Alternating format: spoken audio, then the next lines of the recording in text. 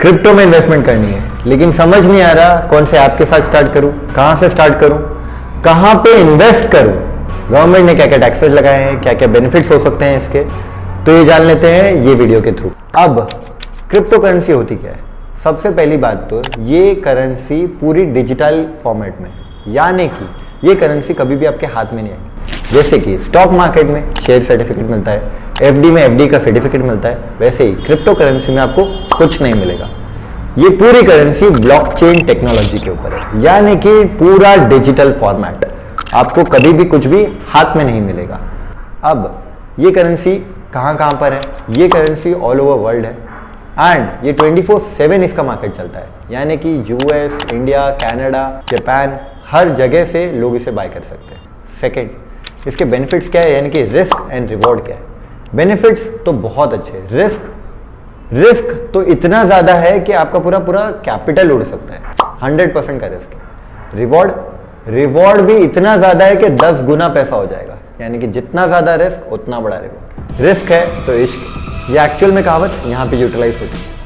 अब जान लेते हैं इंडियन गवर्नमेंट ने इसके ऊपर क्या कहा है। इंडियन गवर्नमेंट, आप कोई भी क्रिप्टो करेंसी अगर बेचते हो तो उसके ऊपर 1% का TDS लगाएगा। दूसरी चीज, अगर आपने कुछ सेलिंग की, यानी कि आपने बाय किया था क्रिप्टो करेंसी में कोई भी करेंसी आपने बाय की थी 1 लाख रुपए की, अब आपने बेच दिया उसे 1.5 लाख रुपए में, आपने कमाया कितना?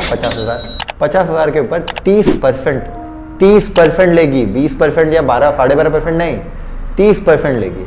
इतना टैक्स गवर्नमेंट ले लेगी। इन शॉर्ट बेसिक देख लेते, बिटकॉइन पे आपने 50,000 कमाए, इथेरियम दूसरी क्रिप्टो करेंसी जिस पे आपने 30,000 का नुकसान किया, तो गवर्नमेंट क्या बोलेगी पता है?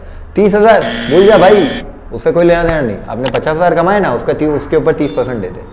इन शॉर्ट, सिर्फ जो क्रिप्टो करेंसी आपने सेल की जिस पे प्रॉफिट हुआ है उसी पे गवर्नमेंट आपको 30% का टैक्स लेगी। कोई लॉसेस भी आपके काटेगी नहीं, और लॉस आपको किसी साल हो गया है उसको कैरी फॉरवर्ड भी नहीं करने देगी। यानी कि ये प्योर देख रही है कि ये विनिंग है आपकी। जैसे विनिंग में कैसे 30% गवर्नमेंट ले लेती है लॉटरी टिकट पे, हॉर्स बैटिंग पे, किसी भी चीज पे, आजकल वैसे जंगली रमी चल रहा है, ड्रीम 11 चल रहा है, इन सब पे कैसे 30% काट लेती है, वैसे एग्जैक्टली 30% इस पे काट लेगी।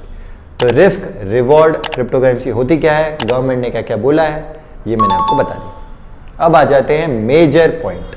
अब ये सब तो बता दिया भाई, इन्वेस्ट कहाँ करें, कैसे करें, स्टार्ट कैसे करें, कौन सा ऐप ले, यही नहीं समझ में आता है।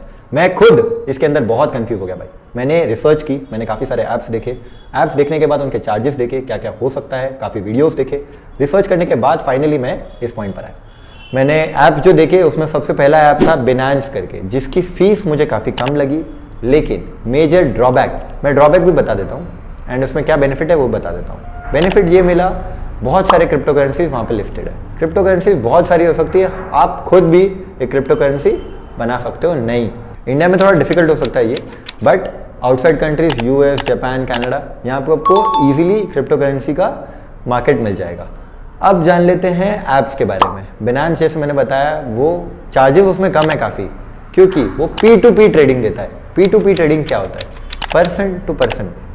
क्रिप्टो करेंसी एक डिसेंट्रलाइज फॉर्मेट है, यानी कि कोई उसका माई बाप नहीं है। क्रिप्टो करेंसी में क्या होगा, हम दोनों को इंडिविजुअल ट्रांजैक्शन करने पड़ेंगे, यहाँ पे कोई सेंट्रलाइज फॉर्मेट नहीं है। स्टॉक मार्केट में कैसा होता है, इंडियन स्टॉक मार्केट में अगर आपने देखा हो तो यहाँ पे कैसा होता है, अगर मुझे रिलायंस के शेयर बाय करने तो मैं डायरेक्ट एक्सचेंज पे बाय का ऑर्डर डालूंगा, कृष्णा डायरेक्ट एक्सचेंज पे सेल का ऑर्डर डालेगा, दोनों एक्सचेंज के थ्रू खत्म हो जाएगा, मुझे पता नहीं चलेगा कौन है सेलर।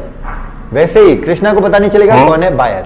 यहाँ पे बाइंग एंड सेलिंग हो जाती है स्टॉक मार्केट में, लेकिन क्रिप्टो करेंसी में मेरे पास सामने एक सेलर है, बायर। ये बिनांस में मुझे देखने मिला है। बिनांस करके एक ऐप है जहां पे आपको 500 से ज्यादा क्रिप्टो करेंसीज लिस्टेड है। ये ऐप थोड़ा सा डिफिकल्ट लगा मुझे न्यू कमर्स के लिए थोड़ा डिफिकल्ट हो सकता है। बिगिनर्स जो पहली बार इन्वेस्टमेंट स्टार्ट कर रहे हैं उनके लिए थोड़ा डिफिकल्ट हो सकता है। अब दूसरा ऐप जो मैं पर्सनली यूज भी कर रहा हूं उसका नाम है CoinDCX। ये ऐप के अंदर बहुत ही ईजी लॉगिन है, आपका पैन कार्ड, आधार कार्ड, वेरिफिकेशन, बेसिक जो आपका स्टॉक मार्केट में डीमैट बनाने के लिए करता है वही करेगा ये, दैट्स इट।